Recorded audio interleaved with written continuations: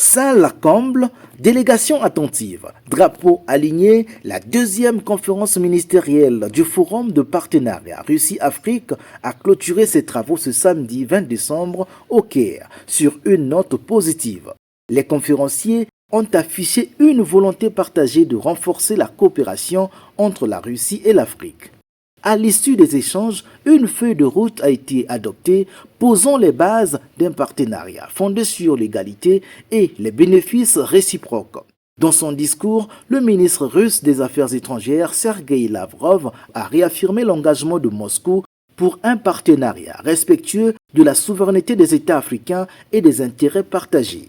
Le chef de la diplomatie égyptienne, Badri Abdelati, a pour sa part souligné la place centrale de l'Afrique dans la reconfiguration des équilibres internationaux. Il a souligné des coopérations durables, équilibrées et mutuellement bénéfiques. Invité à prendre la parole, le ministre des Affaires étrangères du Congo, Jean-Claude Gakoso, a insisté sur l'attachement de son pays à un partenariat russe-Afrique dont le principe est celui de gagnant-gagnant.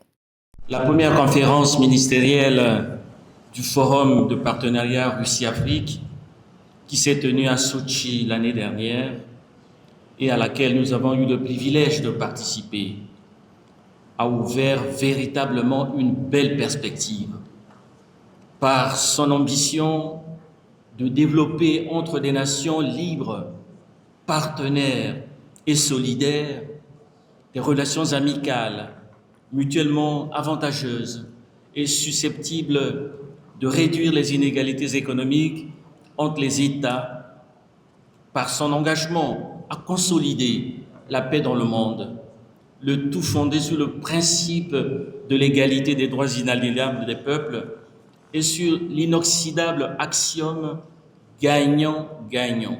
Ce forum s'inscrit dans la continuité d'une coopération ancienne entre la Fédération de Russie et l'Afrique, déjà traduite par des actions concrètes dans plusieurs secteurs.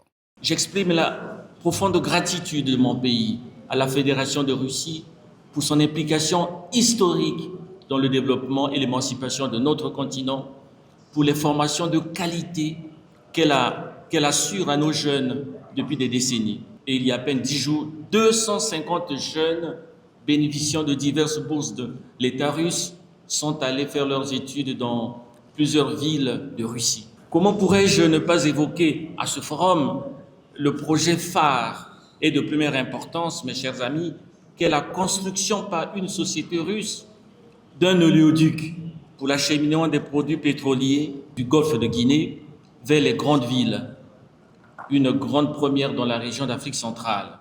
En marge des travaux, les ministres des Affaires étrangères participants ont été reçus par le président égyptien Abdel Fattah al-Sisi.